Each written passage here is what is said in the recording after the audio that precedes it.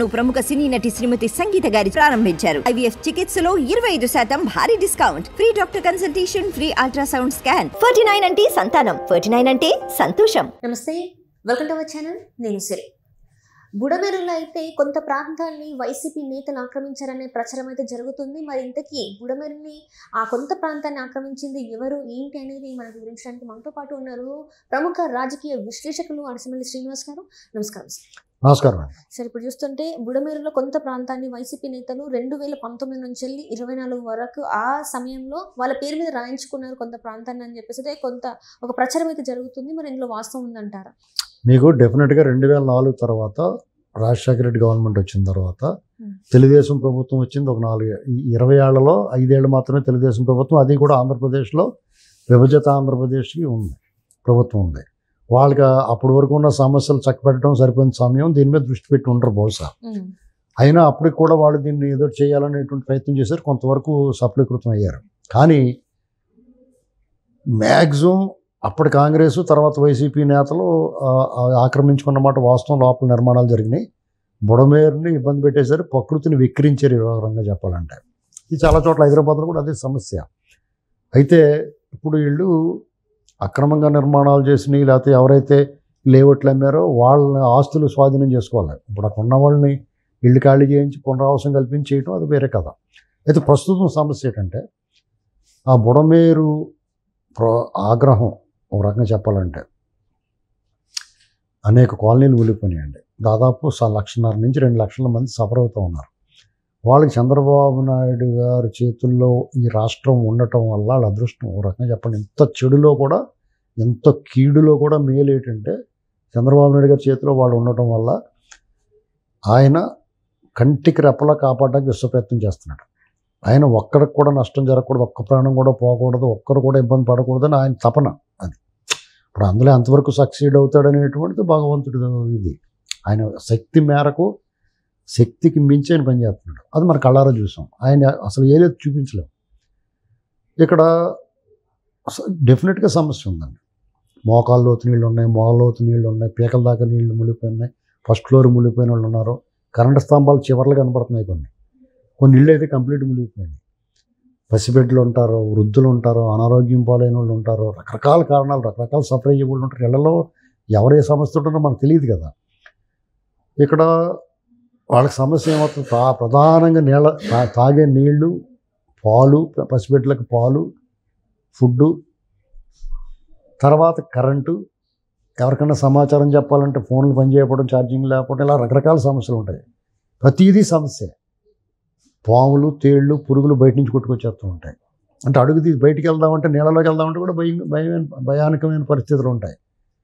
ఎక్కడ ఏది కోలుతుందో అనే భయం ఉంటుంది. కొన్ని పురాతనగా పాత ఇళ్ళు అవి ఉంటాయి.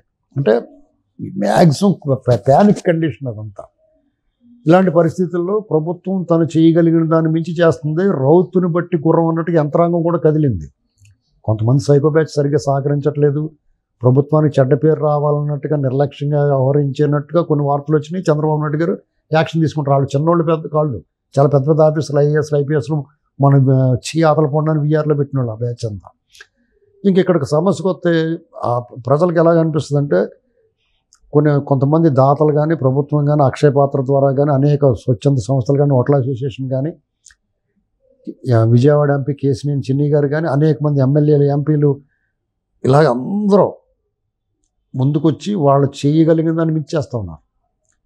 ఆ బాధ్యతలుగా వసంత కృష్ణ ప్రసాద్ గారు, దేవినేని ఉమా గారు, కొల్పూడి శ్రీనివాస్ గారు, గద్దె రామ్మోహన్ గారు, నిమ్మల రామారెడ్డి గారు, పేర్లు చెప్పలేము. హోంమంత్రి అనిత గారు అయితే వాళ్ళ కుటుంబం కూడా చిక్కుకుపోయింది.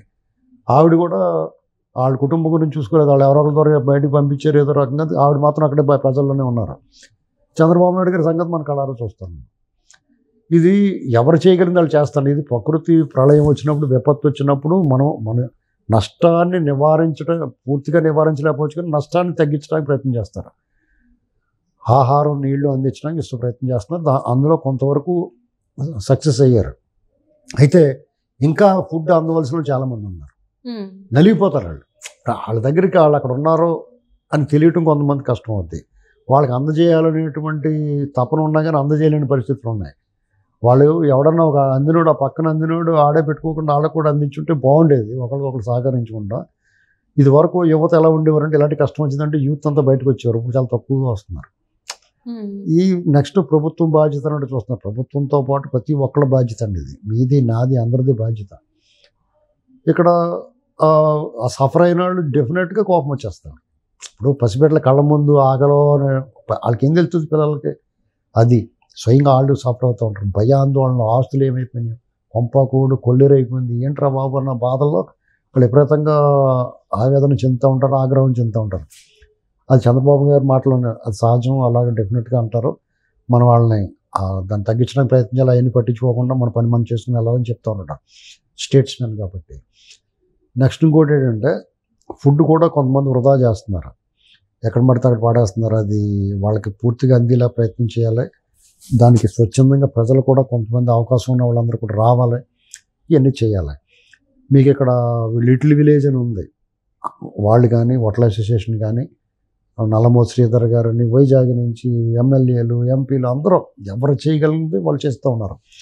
ఈసారి కొంత ఫుడ్ ఈ మెటీరియల్ అలాంటిదంటే నిల్వ ఉండే పదార్థాలు పంపించాలి, బ్రెడ్ బిస్కెట్లు ఇలాంటి డ్రై ఫ్రూట్స్ ఇలాంటివి కొంత పంపించి, కండెన్స్డ్ మిల్క్ అంటే మిల్క్ ప్యాకెట్లు కాకుండా కండెన్స్డ్ మిల్క్ ఉంటుంది, అది ఇలాంటివన్నీ మ్యాక్సిమం వాళ్ళు ప్రభుత్వం ఏం చేసిందంటే అన్ని జిల్లాల నుంచి వాటర్ ప్యాకెట్లు బిస్కెట్ల ప్యాకెట్లు అన్నీ తెప్పించి పెడతా ఉన్నారు. వాళ్ళు చేసి చేస్తున్నారు, మనం అందుబాటులో మనం చేయగలిగింది మనం చాలా అందరూ చేస్తున్నారు. అయినా సరే కొంతమందికి అందరు, ఎందుకంటే అక్కడ చిన్నదా ఉపద్రవం, అది మనకి ఏదో పైనుంచి వస్తుంటే ఏదో అనిపిస్తుంది కానీ అది భయానకమైన పరిస్థితి. అంటే ఒక పక్కన వరద, వర్షం, మళ్ళా వరద బుడమేరు మళ్ళీ పెరుగుతూ ఉంది, వరద పెరుగుతూ ఉంది. అసలు దీని నుంచి ఆ నీరు తీస్తే ఎవడన్నా ముందుకు వెళ్ళగలుగుతాడు, నీరు తీసినా బురద అంటుకుని ఉంటూ ఉంటుంది. ఒక రకమైన సమస్య కదండి. పాపం చంద్రబాబు నాయుడు గారికి ఇది పెద్ద టాస్క్ అయిపోయింది.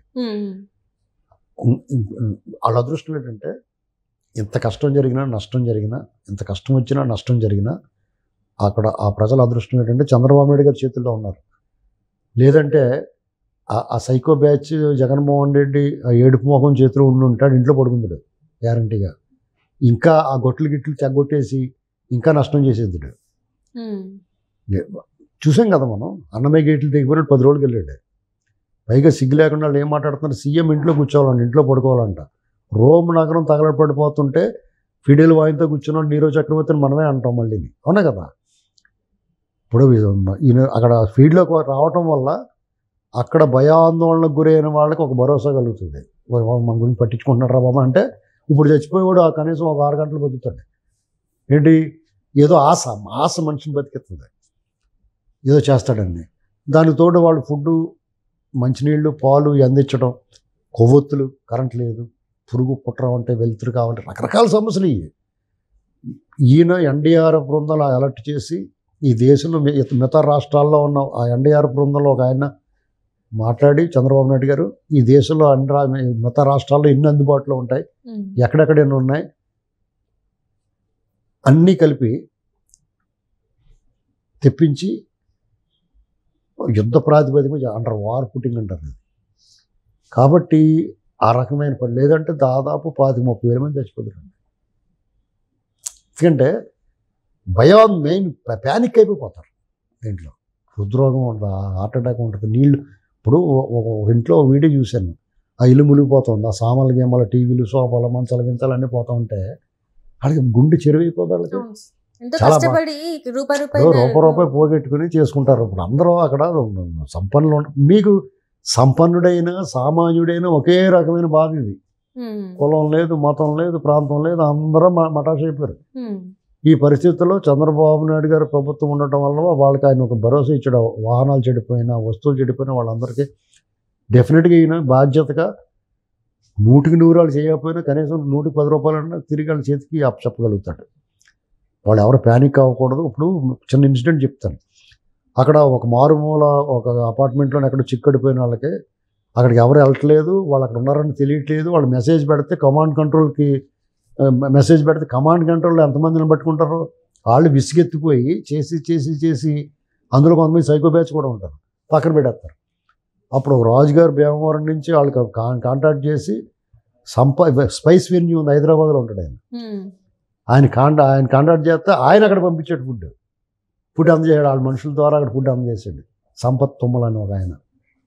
ఇది ఈ రకమైన బాధ్యత కలిగిన మనుషులు ఉన్నారు కాబట్టి అది కూడా వీళ్ళందరూ లైక్ మైండెడ్, చంద్రబాబు నాయుడు గారు అభిమానులు, సానుభూతిపరులు, ఆంధ్ర ప్రేమికులు, వీళ్ళంతా ప్రజలు ఎంత కష్టంలో ఉన్నారంటే స్పందించే మనుషులు. అలాగే ఖమ్మంలో కూడా బాలకృష్ణ అభిమానులు అన్ని కార్యక్రమాలు చేస్తున్నారు. సినిమా పరిశ్రమ స్పందించింది, అనేక మంది పారిశ్రామికవేత్తలు స్పందించారు. వాళ్ళందరూ కూడా వాళ్ళు ఏం చేయగలరు అని 2 తెలుగు రాష్ట్రాలకే ఈ ఇబ్బందులు ఉన్న వాళ్ళందరూ చేస్తున్నారు. దాన్ని సద్వినియోగం చేసి అక్కడ బాబు గారు, ఇక్కడ రేవంత్ రెడ్డి గారు దీన్ని సద్వినియోగం చేస్తారని నమ్మొచ్చు మనం. అక్కడ దొంగల మూట లేదు. జగన్మోహన్ రెడ్డి దొంగల మూట ఇందులో ఇప్పుడు వరద సాయాన్ని కూడా దొబ్బేసి వాళ్ళు ఉంటారు, వాళ్ళు బందిపోటు దొంగలు. కానీ ఇప్పుడు అదృష్టం ఏంటంటే ఇప్పుడు ఈయన చేతుల్లో ఉంది. కొంచెం కష్టం ఉన్నా నష్టం ఉన్నా వాళ్ళందరికీ పునరావాసం లభిస్తుంది. Right sir, thank you so much sir.